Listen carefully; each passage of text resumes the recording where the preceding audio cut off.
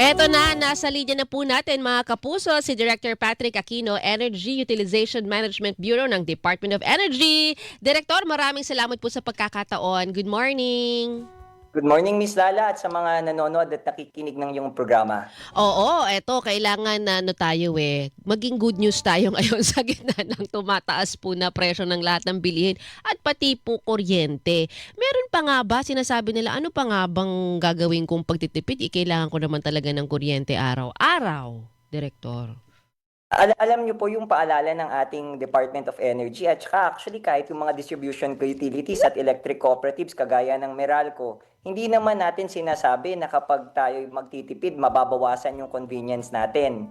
Alam Mm. niyo mga kapuso, meron tayong mga araw-araw na mga bagay na maaari natin gawin para maging mas menos yung konsumo natin.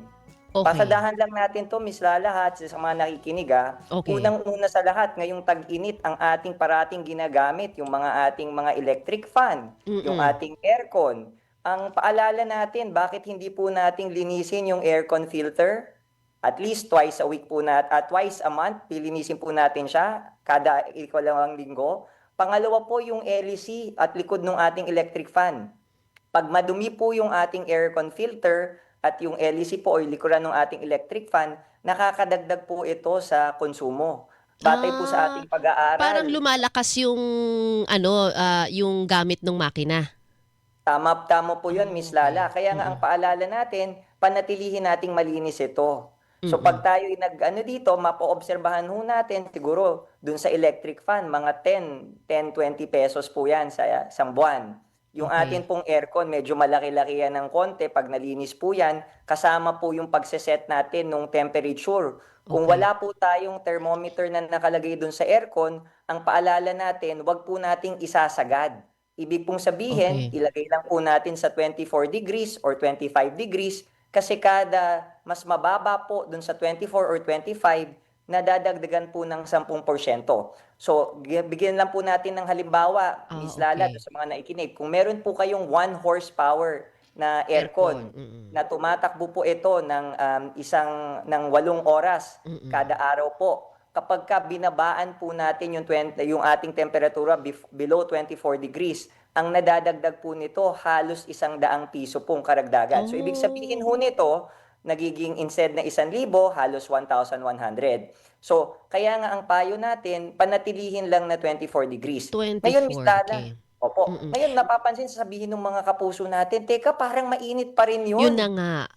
Alam So niyo ang ang ginagawa, Direktor, sige 24 degrees, tapos nakabentilador naman. Hindi ba mas actually, magastos yun?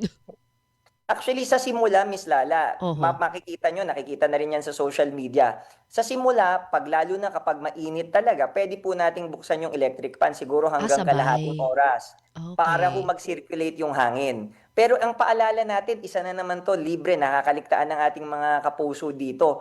Yung siguraduhin po nating walang papasukan ng init dun sa ating kwarto, wala pong uwang. Mhm. Paminsan po, yung maglagay tayo ng kortina, yung atin pong pinto siguraduhin po nating sarado. Kasi Mm. napapansin rin natin, napapabayaan pa minsan na kaya bukas nga yung ating aircon, bukas yung electric fan, pero mapapansin nyo, nakauwang yung pinto.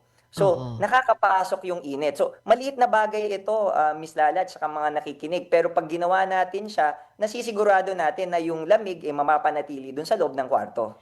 Okey. Yung iba ho sabi, "Naku, aircon mahal yan, mahal yan. Buksan na magbentilador na lang tayo, pero lahat ng sulok ng bahay may bentilador." May nagsabi sa'kin, "Eh, parang gano'n din, mas magastos pa." Totoo ho ba yun? Yung dun sa dami ng bentilador, pagka tinignan po natin, kakailanganin po natin siguro ng higit 10 bentilador kung 1 Oo. horsepower na Mm. tumatakbo po ng continuously yon para matumbasan yung pagtakbo ng ating aircon. So, mas mura po talagang magpatakbo ng electric fan kung ikukumpara sa aircon. Pero kung hindi naman po talaga maiiwasan, lalo na yung ating mga kapuso at mga kapamilya na may mga nararamdaman pang sakit, so kailangan talagang Mm. mag-aircon, ang pinapayo natin gumamit na tayo nung tinatawag nating inverter na aircon. Oo. Yung inverter na aircon po, Miss Lala, at mga nakikinig, pag ginamit po natin yon, umaabot po ng hanggang 40% po yung natitipid natin sa parehong haba ng gamit. So, Oo. ibig pong sabihin po nito, kung ang ating pong konsumo, tumatakbo po tayo, halimbawa kung conventional po tayo, yung datihang air conditioner, 1,000 ho halimbawa yung ating nakukonsumo Mm. sa buwan. Pag lumipat po tayo ng inverter, asahan ho natin, bababa po ito ng mga around 600 pesos. Oo. So, meron pong kamurahan talaga siya. At ang isa pa, yun nga bagong teknolohiya siya. So, malaki po yun. Lalo na Oo. kung tag-init, gumagamit tayo, di mas mainam pong gumamit na tayo ng bago na mas matipid kong Oo. gamitin. Mas mahal lang sa una kasi 'pag bibili ka nun ng bago mas mahal talaga sa regular na, ano, 'no, na aircon or kahit ano, 'di ba marami naman ref, may gano'n din, may inverter na. Pero kalaunan kasi makakamura ka talaga sa kuryente kung kayo'y mag-iisip lamang ano, mag-i-invest, ika nga. Eto pa direktor, meron mga binebenta, yung sabi energy saving device. Ay 'pag ginamit daw yun, sinaksak mo, talagang bababa daw ang konsumo mo ng kuryente. Totoo ba Okay. yun? Naku ma'am, pinaglilinaw na natin, ilang beses na pong nagpapaalala, hindi lang po ang DOE, maging yung mga kasamahan natin sa Oo. mga electric cooperatives at saka distribution utilities kagaya ng Meralco. Wala po talagang energy saving device na gumagana. Oh, So, yung mga nakikita nyo po yan, ang napapansin natin, tinuturo nila, halimbawa, bumababa daw yung power quality na oo. ganito. Sa industrial setting, maaari po natin yung gawin, pero pagdating po talaga, real talk lang tayo, pag-aaral po ng Mm. ating DOE, lumalabas pong walang resulta, hindi po bumababa. In fact, meron pang ang mga pagkakataon, gamit halimbawa kasama ng energy saving device, yung washing machine, plancha, Oho. aircon, lumalabas pa nga, nadadagdagan pa ng konsumo. So, Oh, so ang talagang tunay na aba, energy saver, Miss marketing lang Lala, yun, Oo. tama po. Ang tunay talaga na energy saver, yun nga, binanggit nyo na nung start ng programa nyo. Pag hindi nyo po ginagamit yung ating appliances, bunutin po natin. Paulit natin yung paglilinis po ng aircon filter, ng electric fan, at Mm. pag-switch nga po sa inverter na appliances. Yun Okey. po ang siguradong makakatipid po ang ating mga kapuso. Oo, yung simple lamang, 'di ba, TV, hindi mo ginagamit, naka-off, nakasaksak. Minsan bentilador, kasi alam mo naman na gagamitin din maya-maya, ilang oras lang bubuksan uli, may taong sa bahay. Yung mga ganyan, yung extension, 'di ba may off and on o yung iba wala, pero nakasaksak lang para anytime nagagamit. Yun ba kumukonsumo yun? Basta Ang nakasaksak? Ang napapansin po natin siguro do sa mga kapuso, pagka nakakita po tayo ng appliance, kapagka may ilaw po ito, kahit hindi Oo, siya naka-on, may standby power po ito. Ngayon, tama po kayo, kung talaga namang ura-urada, madalas nyo pong gamitin yung appliance, oho, pwede pong ang gawin natin, sige, iwanan po natin yung naka-standby. Pero dun sa mga appliances na hindi naman po talaga nating regular, maminsan lang po sa isang araw o oho. paminsan isang beses lang sa isang linggo, siguraduhin po natin to'y naka-off para wala na yung naka-standby. Or kung naka-power strip nga po tayo, i-switch off lang po natin yung power strip. Batay Mm. po sa pag-aaral natin, napansin po natin kapag may mga appliances po tayo, pag pinagsuma-suma total po natin yun, paminsan sa isang kabahayan po, umaabot ng halos 100 piso yon, Miss Lala eh. Yung Oo, naka-standby. oo, yung Kaya, nakasaksak lang. Minsan tama po. nga alam mo ito yung mali, yung cellphone nag-charge, tinanggal yung cellphone, yung charge nakasaksak pa yung charger. Kumukonsumo Yun, yun. Yun nga po, kaya nga pinapaalalahanan natin yung ating mga kababayan, kapag ka gumagamit, talagang maging mindful, bubunutin. Paano po ito? Adjustment po ito eh. Lifestyle po yung kailangan natin. Mhm, Hindi naman sinasabing wag tayong mag-charge, wag tayong gumamit. Ang sinasabi lang po, maging mas masino po tayo, maging mas wais oo. tayo sa paggamit. Daan-daan din pala ang matitipid sa mga ganyang simpleng ginagawa. Ano, yung sa ilaw, iba-iba rin klase ng ilaw, Meron ba sabi meron daw ilaw na ang lakas kumonsumo ng kuryente at merong matipid?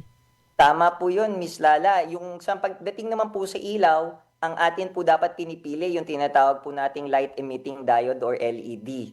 Ang rule Oo, of thumb po para lang maintindihan natin, parang siyensya na rin siyang lesson sa mga nakikinig sa atin. oho, Kapag po dapat ang ilaw, ang primary niya na ginagamit, pagliwanag. Pag yung kinukuha niyo po halimbawa na ilaw, kadalasan po ito doon sa mga hindi LED umiinit eh. Pag mm. ganun po ang sitwasyon nun, nasasayang po dun sa init yung pagbibigay ng liwanag. Ang LED po as our general rule, pag liwanag lang talaga siya, kaya pag ginamit nyo, hindi yan mainit eh. So ang Oho. pinapayo natin sa ating mga kapuso, maglumipat na ng LED. At mas Oh, importante, Miss Lala, ngayon may araw pa. kung ang kwarto naman po kaya naman nating gamitin yung natural light, mas mainam mag-natural light po muna tayo. Huwag tayong gumamit agad ng artificial lighting kahit LED na. Oo. Magkano ho yung difference? So, kasi sa bahay, 'di ba, ilan ng bombilya mo. Tapos lahat 'yun hindi LED. Daan din ng ano nun, ang dagdag sa bayad sa kuryente? Siguro po kasi base po sa mga pag-aaral naman, ang ilaw hindi naman po siya gano'ng kalaking porsyento ng konsumo. Pero Oo. 'pag suma total po kung lahat po ng inyong bumbilya ay hindi naka-LED, siguro aabot rin po ng 100 'yon. Kasi 'pag Hmm, lumipat po tayo sa LED, ang konsumo po niya, Miss Lala, mm. 90% less. So ibig sabihin, kung ang ginagastos natin, kung ang bahagi po sa bill niyo is nasa 100 po yung ilaw, hindi po kayo Mm. naka-LED, 'pag lumipat po tayo ng LED, ₱10 na lang, eh. Oh, tapos kung yung bahay mo marami ring bombilya, malaki yun 'pag sinuma mo. Tas lalo Tama na po kung 'yun. malaki-laki yung bahay mo maraming ilaw. Eto ho, meron tayong texter nakikinig din sa atin at nanonood sa FB, Direktor, si Ryan De La Cruz. Sabi niya, eto daw yung tipid tips niya. Kapag nag-init ng pagkain, ilagay daw niya sa plato yung ulam tas ipatong na dun sa rice cooker. Puwede naman, 'di ba? Yung steam na lang Tama po nun, 'yun. iinit na. Tapos sabi pa niya, nagco-coffee siya, gamit daw ng drip coffee instead of 3-in-1. Bakit? Bakit? Hindi, Kasi init sa actually, microwave? nababanggit po 'yan, ito yung Oo. isa pang hindi napapansin rin lalo na yung Oo. mga nakikinig kung meron 'tong negosyo. Isa pong malaki ang konsumo hindi natin napapansin yung mga water dispensers, Miss Lala. Ay oo, Ah, nakasaksak yun. 'Pag nakasaksak po 'yan, ang hindi po namamalayan depende po 'yan paminsan nasa 300 hanggang 600 piso po 'yan, Miss Lala. Oh, Kasi talaga halos ba? 24 hours po tumatakbo 'yan. Kaya ang payo Ah, natin kung gusto niyo po ng malamig na tubig, maglagay na lang po tayo ng pitchel sa sa ref ta's do'n ref. na po lang po natin kunin. And then Oo, pagdating naman po do'n sa mainit na tubig, mas mainam po kung madami ang gagamit, either mag-init na lang po tayo gamit ng, stove microwave or kung konti microwave. lang or kung mas madami nga po, pagkatapos magpakulo nung air kettle, tigil na po. Kasi 'pag ang Ah, water cooler nga po batay sa pag-aaral, depende po dun sa gamit at sa modelo, nasa 300 to 600 pesos malaki kada din buwan pala po ito. yun. Akala ko, Tama po, parang Miss ang Lala. liit-liit nung ano niya 'no, nung tawag niyan, yung makina, ganun pala kalakas ang konsumo nun? Kasi ma'am, kasi nga po dun sa mga kapuso, kapag ang appliances po natin ay nagpapainit o nagpapalamig, meron po yang malaki pong kumonsumo yan. Kaya nga ang Hmm, payo natin sa mga ganun pong tipo ng appliances, pumili po tayo ng may inverter. Basta po oo, nagpapalamig o nagpapainit, kung meron pong option na kumuha ng inverter, kumuha po tayo ng yun inverter ang dahil mas oo. matipid po siya. Tama po. Mas mahal lang sa umpisa talaga ang investment, pero kalaunan dun mo mararamdaman. Eto ho, pakipaliwanag. Sabi rin nung nag-text sa'tin kasi si Ryan nga, sabi niya, ang dami niya kasing binigay na tips. Eto po, magpakarga daw ng gas sa gabi para mas maraming makarga? Totoo ba yun? Siguro ang siyensya natin dun, Miss Lala, tsaka sa mga nakikinig kasi meron po ang kagaya po ng ibang liquids, ang atin po kasing, gasolina o diesel, liquid form siya. Oo, So 'pag okay. mainit po, may bahagi po nun na nag-e-evaporate. So may Ah, konti pong siyensya siya, pero ang mas mainam po talaga nating payo pagdating dito naman sa mga gumagamit po ng sasakyan, motorsiklo o mapakotse, ang payo talaga natin, i-check muna, Miss Lala, napakasimple lang nito, yung ating tire pressure.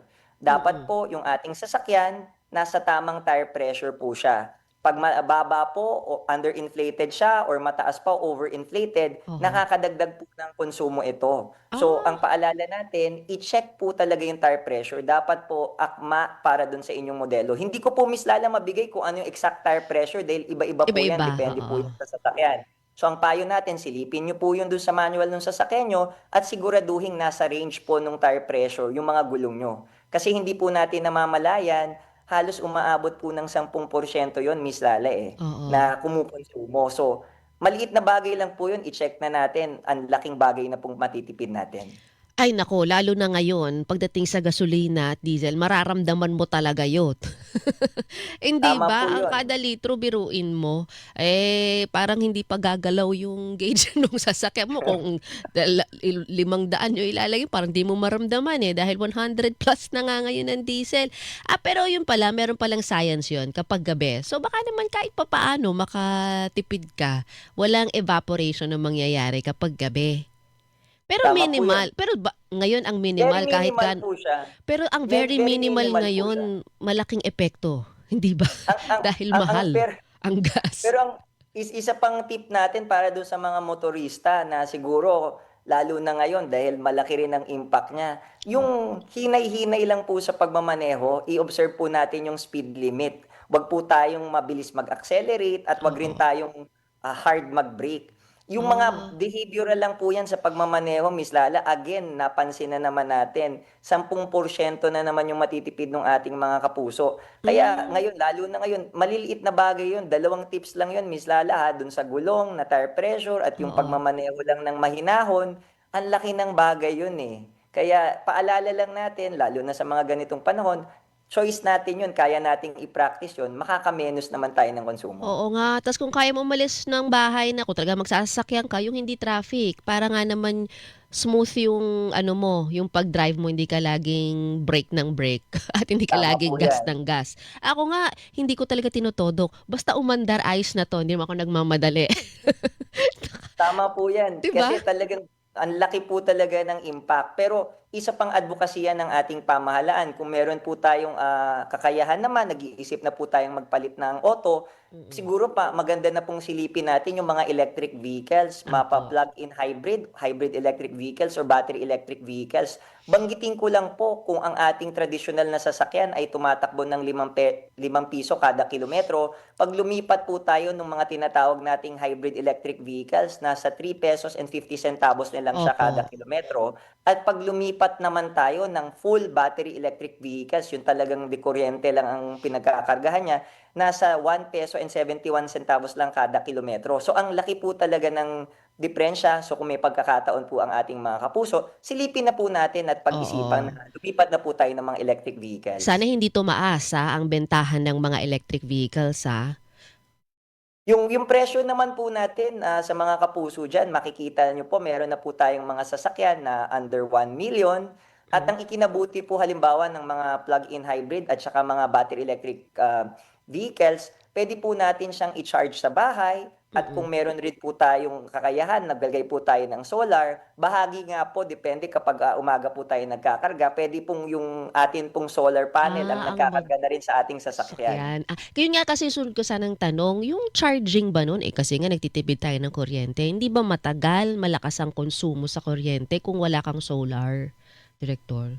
Ganito lang po kung ikukumpara, ako na po ang gagawin kong halimbawa, Oo, naka-electric na po ako. Kung oo, dati po bago magtaas ng presyo ng petrolyo, nasa 6,000 po yung kinakarga ng aming sasakyan. opo. Magmula po nung lumipat kami sa electric vehicle at na nagkakarga na kami sa bahay gamit po yung Meralco, ang binabayaran na lang po namin kada buwan ay nasa 1,000, 100, 1,200 na lang. So mas malaki po talaga yung mura sa Oo. paggamit niya.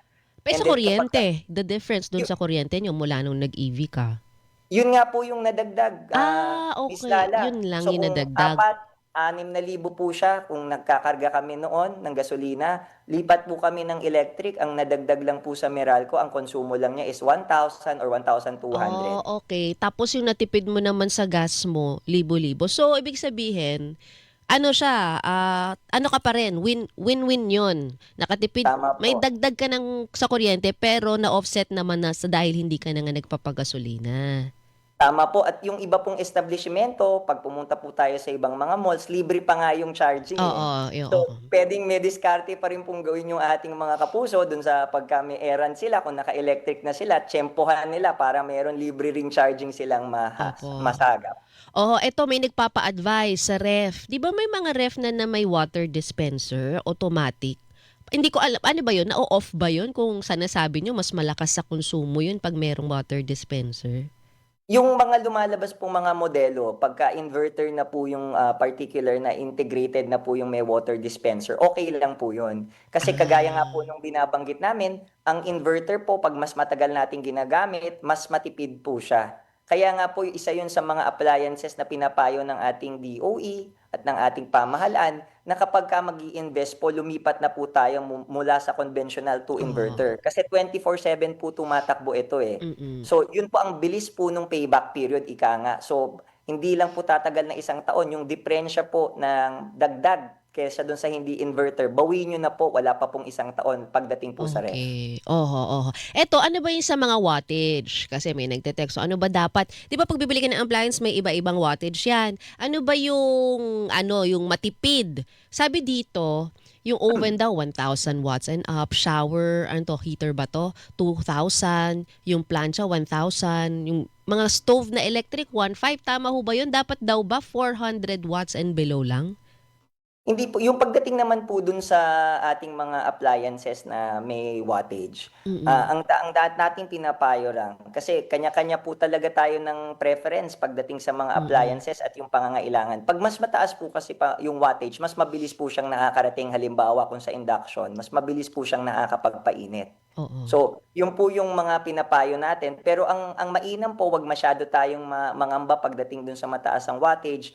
Pag Mhm. mga ganito pong instantaneous lang, halimbawa for induction, hindi naman po siya oras-oras nating ginagamit eh. Kagaya po ng microwave, kung titignan nyo, ang Oo. microwave po, Minuto lang.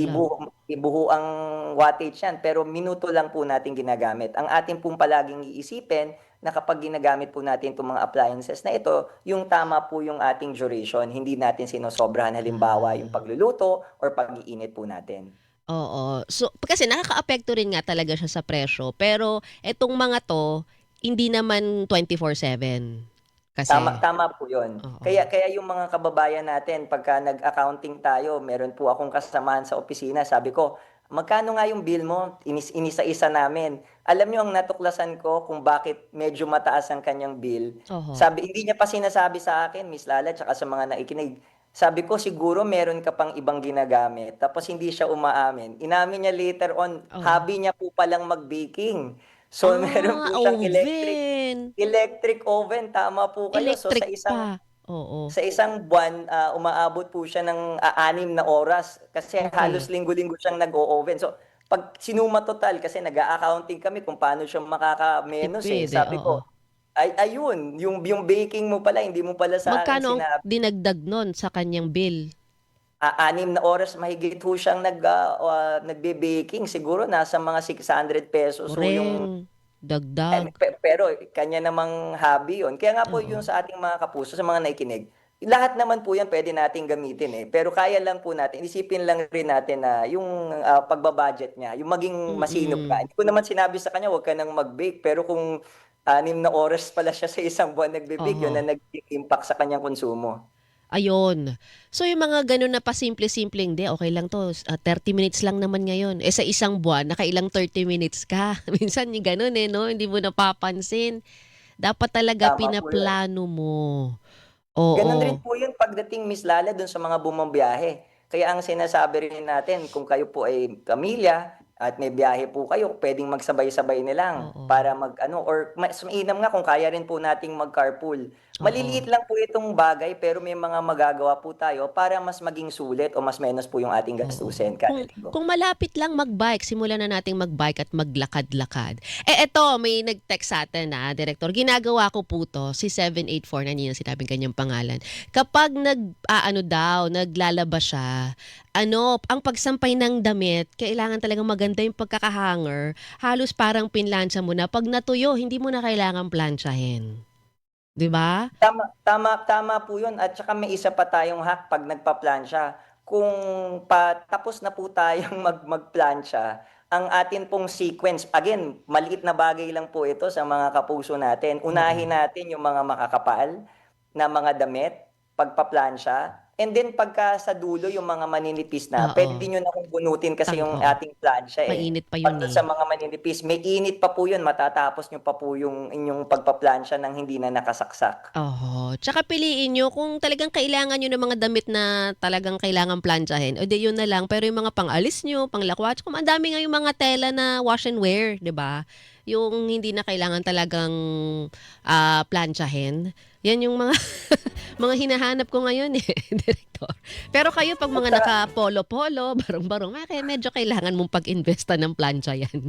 tama po, at saka yung nga po yung pagpaplantsa, pati paglalaba, isa pa yung sa pinapayo ng ating Mm. DOP na 'pag maglalaba po tayo, 'wag masyadong paulit-ulit. Kung kaya po isahan na lang pong laba kasi kahit na konti lang yung ating nilalaban o sobra po yung madami po yung nilalaban natin, pareho yung kinukonsumo eh. Kaya Hmm. dapat po pag naglalaba, kung meron po kayong mga sabay-sabay, wag po tayong kanya-kanyang Oo. laba. Yung pa isa Sayang rin po yung schedule mo. tama po yun. Oo. Oo, yun tsaka lalo na ngayon maganda madaling makapatuyo dahil Tama rin po yun. mainit-init ang, panahon ngayon, hindi ho ba? Meron pa ba akong nakalimutan? Ang dami ko natutunan ngayong umagang ito, direktora. Baka meron ka pang tips diyan?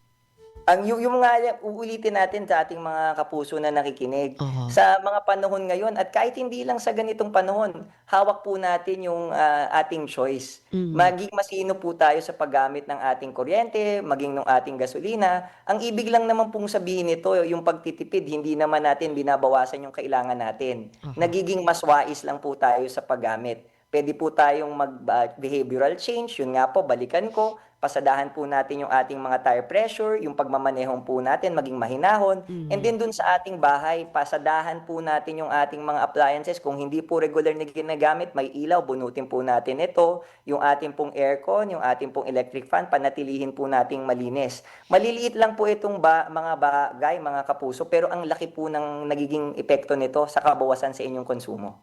Oho, ito pahabol lang, baka hindi narinig ni Evelyn, sa ating pong FB. Yung extension po ba dapat i-pull out sa outlet 'pag 'di mo na ginagamit? Um, da Kung meron po, opo, Miss Lala, tsaka sa mga kapuso, kung yung atin pong extension or power strip, meron pong switch. Pag naka-off po ito, wala ng ilaw kahit hindi nyo naman po bunutin. Ganun po sa ibang mga appliances. Kung naka-off naman po to, wala naman po talaga kayong nakikitang ilaw or standby power, okay na po yun. Pero kung mm. meron po kayong nakikitang standby power, i-switch off nyo po yun or bunutin kung wala po nung off function na ganun. Oho, ayun. Naku, salamat ho, direktora. At ngayon mukhang mas kailangan pa natin talagang magtipid at talagang planuhin ang bawat galaw natin dahil mukhang hindi pa natin alam, 'no, ang mangyayari at mukhang may pagtaas pa rin talaga ng presyo ng gasolina dahil sa digmaan sa gitnang silangan. Tama po yan. Kaya nga paulitin natin, maging wais tayo sa ating diskarte. Kayang-kaya nating maibsan to, mga kapuso, basta maging masinop lang tayo sa ating paggamit ng enerhiya at ng krudo. Maraming salamat po. Happy Sunday, Direktor, ha. Ingat po kayo. Ingat rin po. Si Director Patrick Aquino, Energy Utilization Management Bureau ng Department of Energy. O ayan mga kapuso, ang Hilingan, walang pinoprotektahan.